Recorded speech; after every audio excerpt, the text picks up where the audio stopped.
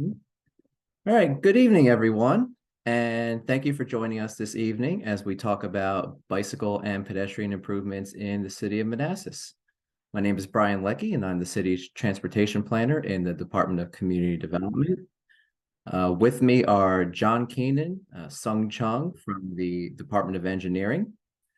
For tonight's format, we'll have a roughly 30-minute presentation followed by a question and answer session.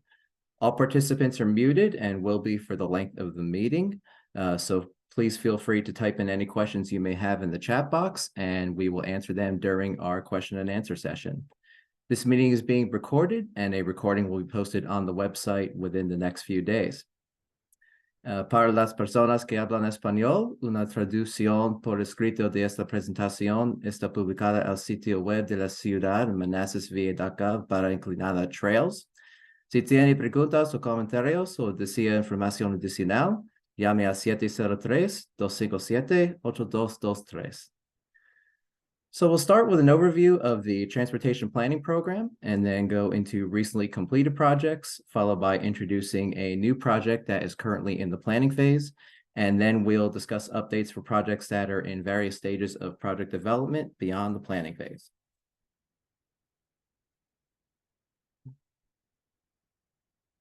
So in 2016, a survey was sent to all of the citizens of the city, and the result was that traffic and access was the #1 priority. So this prompted the creation of the Transportation Planning Program in the Department of Community Development in 2017. And from that program, the city's first transportation master plan was developed in 2019 in conjunction with the 2040 Comprehensive Plan update that was adopted in February 2020.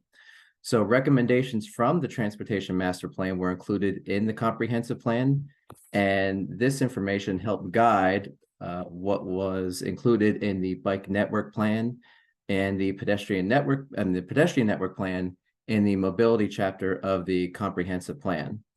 Now, new bicycle and pedestrian projects come from either one of these plans, and these projects can be found either in the list of key transportation projects in the comprehensive plan or in the appendices of the transportation master plan.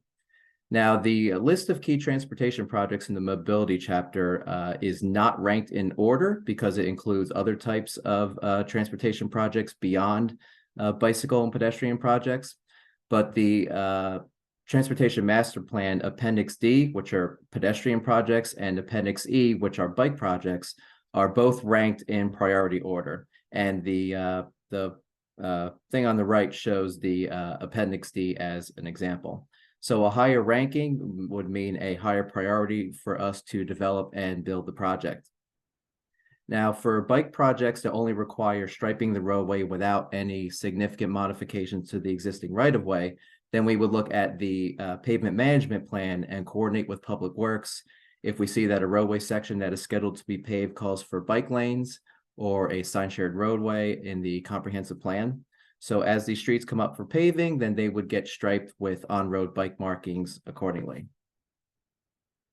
This slide shows how our bike network has expanded since the adoption of the comprehensive plan, which on the left side, you can see what the existing and planned portions of the bike network were in 2020. And on the right shows what it looks like today. And since plan adoption, we have added over 15 miles of bike facilities, including shared lane markings, bike lanes, and shared use paths. So here we have recently completed bike ped projects during the past fiscal year, starting with the Gateway Trail, which runs on the north side of Gateway Boulevard from Godwin Drive to Wakeman Court. As you reach the end of this trail heading toward the airport, you can continue on to Broad Run VRE and the airport via sign shared roadways. The Noakesville Trail was part of the Route 28 widening project that is substantially complete. This trail runs on the north side of Route 28 from Godwin Drive to the western city limit. And we hope to continue this in the other direction to Dean Drive as a future project to connect to the bike lanes over on Dean Drive. And speaking of the Dean Drive bike lanes, those are expected to be striped this month. The Dean Drive extension project between 28 and Surf has been completed and paved, but we're waiting on some waterline work to be done before striping occurs. And we'll talk more about the Godwin Trail toward the end of this presentation, but just wanted to mention that it's coming along pretty quickly, and we expect it to be done within the next month or so. So some other recently completed initiatives include the Quarry Streetscape Sidewalk. We've also installed about 98 bike racks since 2017, as well as 10 bike lockers and a free bike repair station that are both located inside the entrance of the downtown parking garage.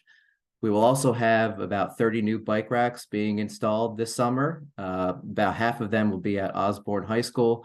We will also have bike racks installed at Hayden and Weems Elementary, as well as Cannon Branch Fort and Walter Delisle Park and the Jenny Dean Memorial. Now remember, you can always request a new bike rack or a sidewalk or trail connection via the Manassas Connect app. So here are some of our projects that are in the planning phase. Now, these projects are not yet funded, nor are they in the city's capital improvement program, but they're going through the concept development stage to determine potential alignments, cost estimates, or even the types of facilities that could be implemented before a preferred alternative is selected and the project proceeds to the design phase. We'll talk about each of these in a little more detail right now.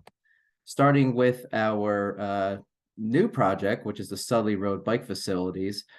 This is the only project we'll be talking about today that's being newly introduced in this presentation. The rest of the projects that we'll be talking about are all project updates that were from last year's presentation.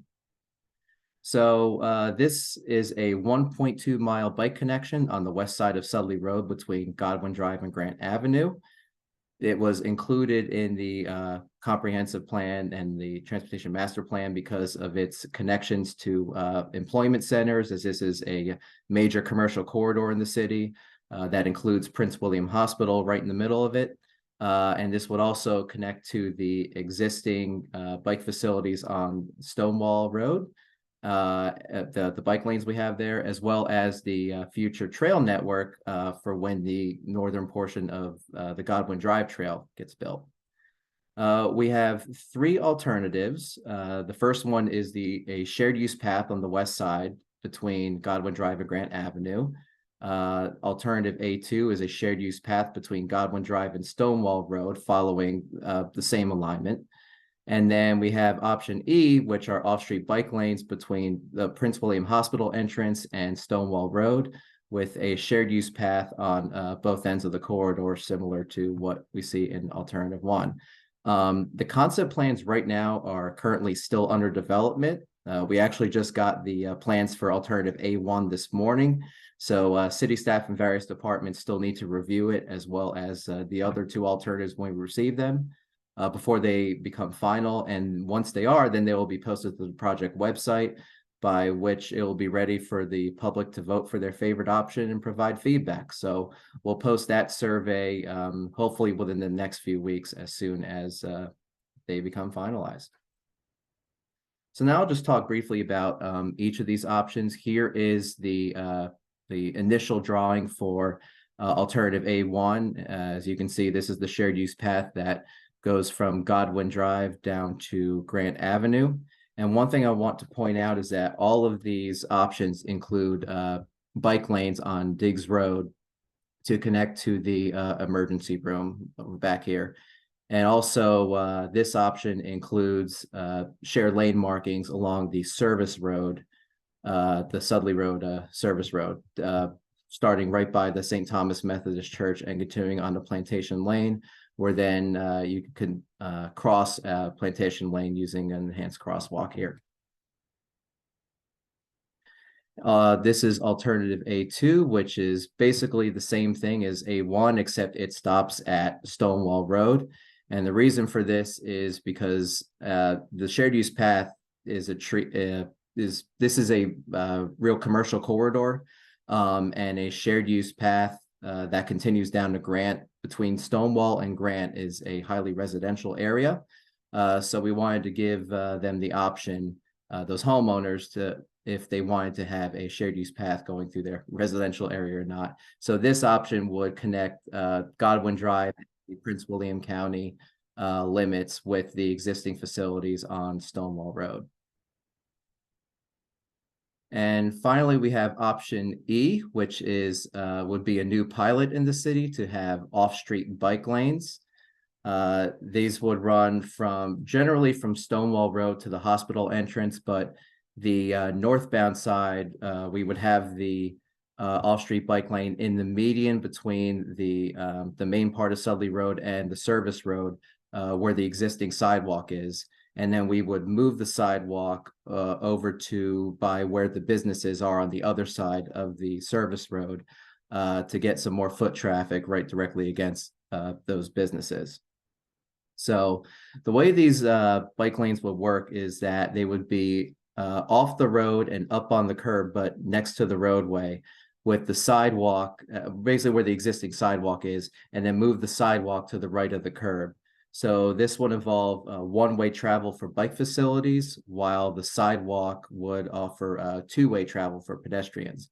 And the benefit to this is that you would separate the modes, and this is safer because it would reduce conflicts between bicyclists and pedestrians, and it also reduces conflicts between bicyclists and vehicles, since the bike lane is up on the curve. And the reason why it doesn't continue further beyond the hospital parking area and further up the corridor is because in this area here, there are a lot of utility conflicts, and we also don't have a lot of right-of-way on this portion of the road because that's owned by Prince William County, and also we don't control any of the utilities on that side of the road. So for that reason, we decided to take it up to the hospital entrance, where then you could transfer to the shared use path. And this photo over here on the left-hand side is taken from another place in Northern Virginia, just to kind of show an example of what this might look like, although here you wouldn't have any parking spaces because Sudley Road is a major commercial corridor with no parking on the side. But this is generally what you have with the sidewalk here and the one directional paved bike lane right there. Okay. Now, next I'd like to go into the Dumfries Road Bike Facilities Project, which is a new 0.5-mile bike connection between Wellington Road and Hastings Drive. The project cost ranges from $260,000 for a cycle track to $560,000 for bike lanes, and we have three alternatives. So alternative D is the protected bike lanes option. The main issue with this is if we were to put in bike lanes, one directional bike lanes on both sides of the road, the west side has some utility conflicts, and if we were to maintain the same number of travel lanes, this would require making impacts to the median, which would result in a higher cost. For alternative E1, the cycle track option, this would also be a new pilot in the city, and we have an opportunity to be able to implement this quickly and with lower cost because we have a very wide pavement footprint and existing right-of-way, and we could take advantage of that by putting the cycle track in, and it would be a much lower cost, and the cycle track would be buffered. And alternative E2 is also a cycle track option, but it provides a shared use path connection at the northern end of the corridor by Wellington Road to simplify the conflict there, because there will be, as part of the Grant Avenue project, on the east side of Grant Avenue, we'll be building a shared use path between Wellington Road and Prince William Street. And if you were to continue up the cycle track, and you would be able to make a little shared use path connection at the end to transfer to that. So through the results of the public involvement survey, 40% have voted in favor of bike lanes and 40% have voted in favor of a cycle track. So in order to move forward with a preferred alternative on this project, we need to build a little more consensus on from the public on what they would like to see on this. So if you have not yet taken the survey, I encourage you to visit manassasva.gov/Dumfries and vote for your preferred alternative, or you can also email me or call me and provide feedback that way. And our final project that actually just concluded the planning phase is the Godwin Trail North, which is a 10-foot wide, 0.9-mile shared use path on the east side of Godwin Drive between Wellington Road and Sudley Road.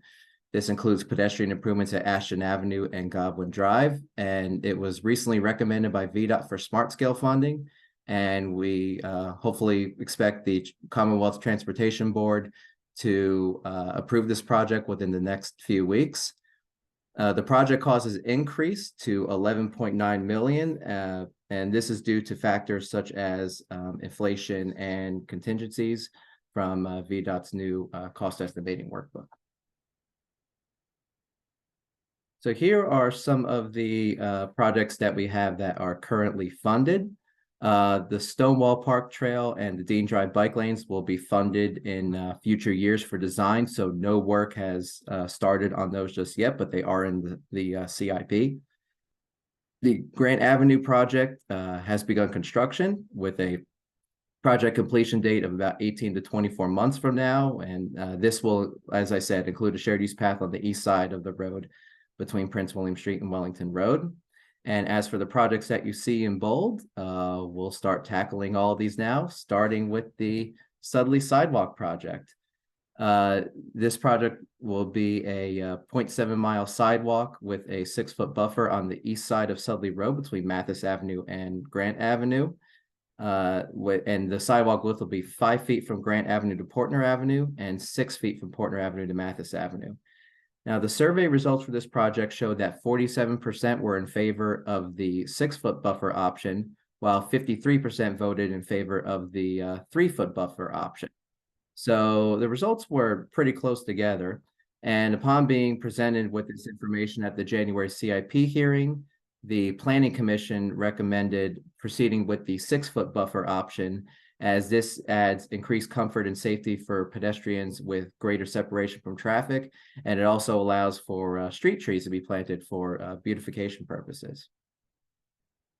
And now I will turn it over to John to talk about the next few projects. Thanks, Brian. My name is John Keenan. I'm in the Department of Engineering. So the next project we wanted to talk about is the Longstreet Drive sidewalk, which is actually piggybacked on a waterline project that was previously planned and under design along Longstreet. So it extends from Grant Avenue in the north to Weems Road in the south.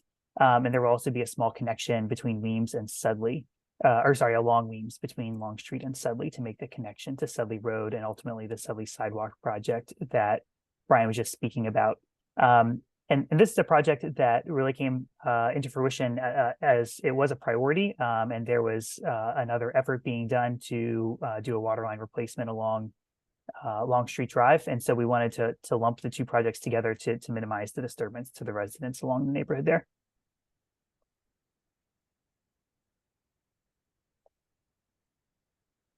The next project we wanted to talk about is the Wellington Trail. This one has been on the books for several years now. But it's a shared use path and sidewalk connection between Prince William Street and Noakesville Road on, along Wellington Drive, along Wellington Road. It's basically a gap in the shared use path along Wellington that has been incomplete for some years now.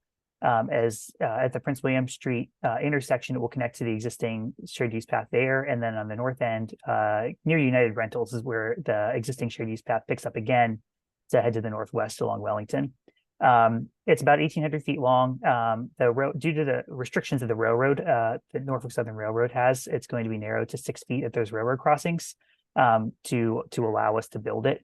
But the project is in design right now at about 90%, and we're expecting to begin right-of-way acquisition this summer, with construction beginning next year.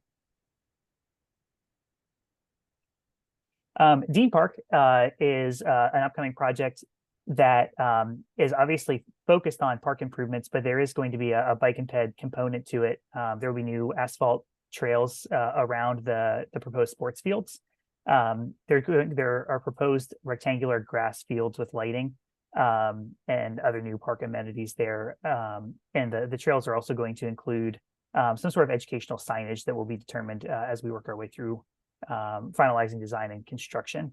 So the design for phase 1 is complete, and we're working through the bidding process right now, with construction beginning this summer.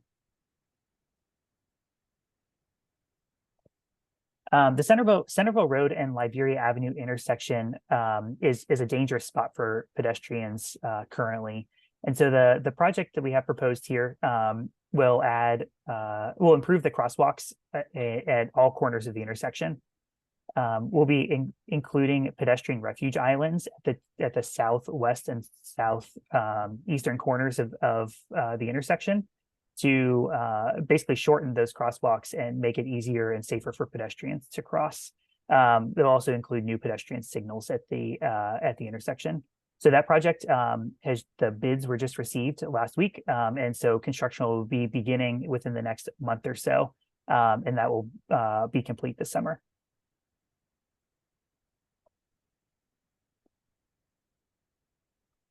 And I'll now pass it off to Sung to talk about the last few projects.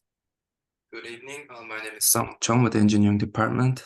Gateway Boulevard sidewalk project will connect existing sidewalk between the Gateway residential development and Wakeman Court with improved pedestrian safety and ADA compliance. It's designed for 5-foot sidewalk with approximately 2,300 feet along the south side of the Gateway Boulevard. As mentioned earlier, 10-foot wide shared use path was constructed last year along the north side of the Gateway Boulevard, and the proposed sidewalk will be the second phase to provide walking and biking connections in the Gateway and airport area. The construction will begin later this summer.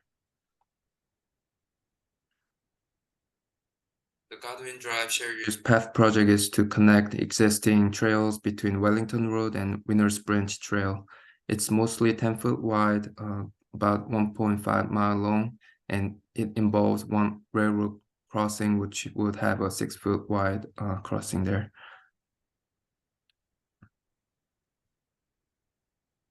There are 3 main segments that will be built by the city, which is highlighted in blue, and portions of the shared use path highlighted in red will be built with the other developments. It's currently under construction and expected to be completed this summer. With that being said, I'll pass back to Brian to wrap up our presentation. Thanks, Sung. I wanted to remind everybody that Bike to Work Day is tomorrow. If you haven't already signed up, you can do so at biketoworkmetrodc.org, and make sure that you select the Manassas VRE station as your pit stop. We will also be riding to the pit stop with the mayor and city staff tomorrow morning, starting at 8 a.m. at the Boys and Girls Club. We'll be riding down the bike lane on Prince William Street to the pit stop, where we will pose for some photos. So hope you can join us for that. Mayor on the Move has also recently started up, where you can join the mayor on Saturday mornings to ride and walk around the historic downtown into the farmers market. We also are developing a new bike map right now. We are still awaiting status from the League of American Bicyclists for our bike-friendly community award status that we recently applied for. So once we receive that, which hopefully will be very soon, we can put that on our bike map, and then that'll go to print. So I'm anticipating around sometime in June, this map will be available at various places around the city, next to a lot of the new park maps that were produced. So here's a recap of all the projects that we talked about during this presentation, and now we will move on to questions. If any of you have any. Thank you. Brian, I'll go ahead and catch a few of the questions that were in the chat during the meeting, and read those off. And then if anybody has further questions after that, we can either have folks can continue to type into the chat box, or unmute themselves once we've finished answering these to ask further questions. And so, Alan, thanks for coming tonight. I think the first project you'd asked about was Sudley Road. and I assume that's talking about the Sudley Road third lane project. But Brian, you were asking about or commenting on adding bike facilities to the Sudley Road project. I think Brian had then presented on the Sudley Road bike facility project. Is there anything else, Brian, that you'd like to add about that tonight? I don't think so, because with Sudley Road being a very highly traffic corridor and being a 35-mile-an-hour road, some people might feel uncomfortable biking along that road. So by separating the uses and putting the off-street bike lane on the side, that might be safer for some people, especially those who are much more recreational with their biking. So yeah. Okay. And does the city install bike racks at private or commercial properties, strip malls or anything else, or is it just in the right of way? Yeah, the city hasn't, to our knowledge, we haven't installed any bike racks at any private facilities. We've just, or businesses, we've only done them in public places, at schools, parks, and other public buildings around the city. But any private development or anybody who wishes to see one, if they live in a private development, can request that through the Manassas Connect app, and we'll provide them to the relevant information. Let me jump in that question. So city requires the private developments or redevelopments to put the bike rack if it falls under certain criteria. Okay. The next question is about what off-street bike lanes are. And I think that you went over that a little bit, Brian, but do you want to flip back to that slide maybe and talk about that anymore? Sure. Yeah. Go back to that. Let's go back to there. So yeah, that photo on the left-hand side shows a one-directional bike lane alongside a two-directional sidewalk. So this way it separates the uses that way. It also takes bicyclists out of the roadway. Again, this photo was coming from somewhere else in Northern Virginia. I think Herndon is also installing these types of facilities as well. They're a little more prevalent in Europe, but what we're looking to see if we can institute that here, as this is more suited, a more suited treatment for an urban area, which this corridor along Sudley Road is. Yeah. Okay. Sounds good. I think the next couple were some comments from Alan about input for the Sudley Road bike facility project and the Dumfries Road project. Thanks for that feedback, Alan. As always, we'll take that back and make sure we're incorporating it into our planning process. And the next question is, what do we mean by 2 6-foot wide railroad crossings on the Wellington Trail project?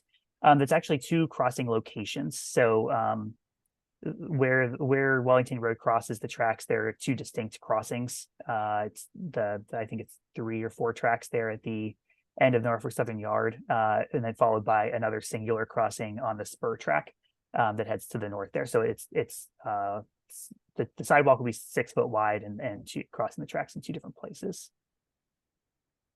Thank you for the feedback on the Gateway Boulevard Sharrows. That's a good idea. I like that. We'll take that back to you. And then I think this is a question for Sung. When will the red portions on the Godwin Drive Trail be completed?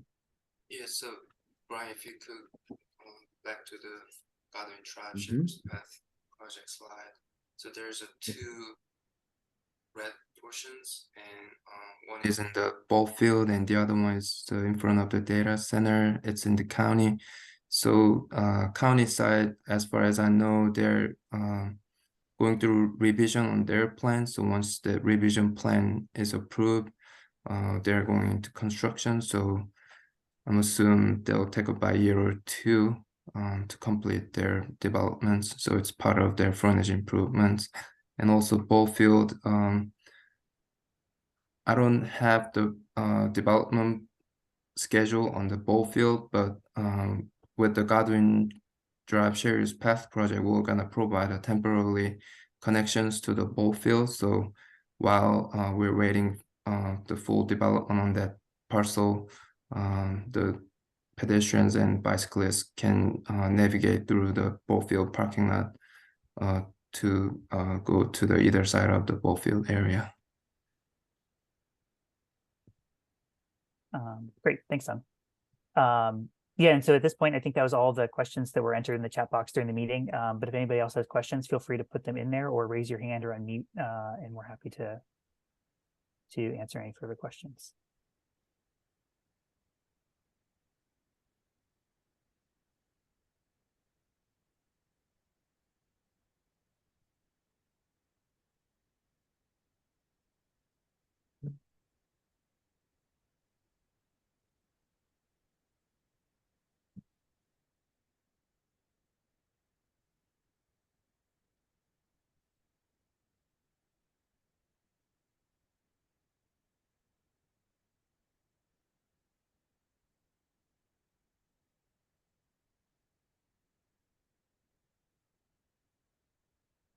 Right, just get, oh, here's one.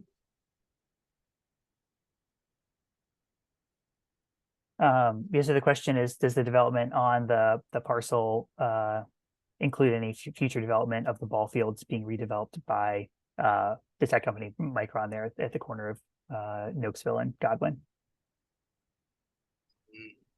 Yes. You have a better explanation, if you may.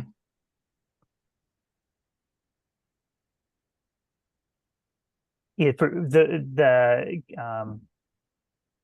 that trail would presumably be a required frontage improvement of any redevelopment there at that parcel.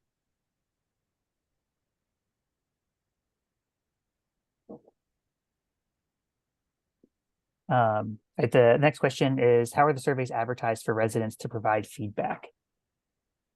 So at the conclusion of the planning phase, or nearing conclusion, for any new project, we send out a project notification letter to all parcels within 300 feet of the center line of either a roadway project or a bicycle and pedestrian improvement. So for the Sudley Bike Facilities project, we sent out those letters, I think about 2 weeks ago or so, inviting them to provide feedback and to comment on the surveys.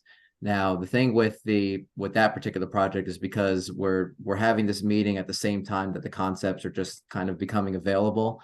So the timing's a little different. So I would imagine within about, if I'm being generous, I'd say about 3 weeks to check back and see if the concepts have been posted to the website for that. But that's the same process that we go through for all of our projects. Normally, the concepts would already be posted to the site for people to review in advance of this meeting, but that just wasn't able to happen this time. Great, thanks, Brian. And one more question about how people can use the app to request a trail connection or bike rack. I can answer that. I was able to just pull it up here on my phone on the side. And if you download and open the Manassas Connect app, there actually is in bright green at the top of the screen is start a request. And you can scroll down through what those requests are. They include bike racks or request a sidewalk or trail connection. And so it's pretty straightforward to add a request with the details of the location you're looking for. But if you have any questions on that or it's not working correctly for you, feel free to reach out to any one of us and we can either take your input or point you in the right direction.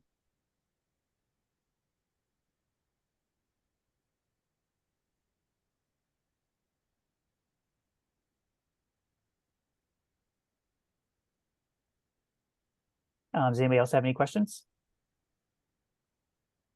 Did we see another one come in just now, John? Thank you. Lots of good info here. Excited for what's in store.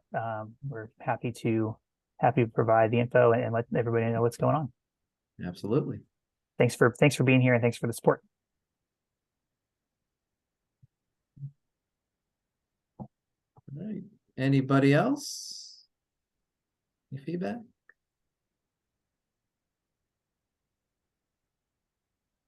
All right. Yay. Thanks everybody for coming. No, I won't close it. I'll let Brian close this his Yeah. meeting.